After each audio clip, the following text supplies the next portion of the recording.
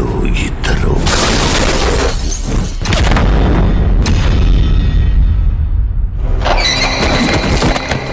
Rebel star Prabhas కల్కితో blockbuster hit అందుకున్న darling మారుతితో రాజ్యసభ అనే మూవీ చేస్తున్నాడు.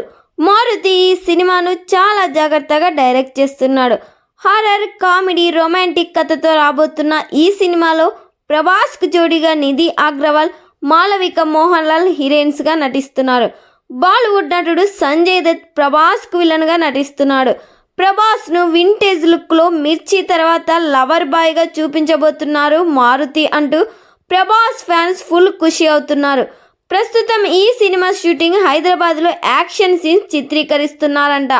తమన్ సాంగ్స్, బీజిఎం కూడా ఈ సినిమాకే హైలైట్ కానున్నాయి. త్వరలోనే రాజ్యసభ రిలీజ్ డేట్ అనౌన్స్ చేయబోతున్నారు మూవీ మేకర్స్.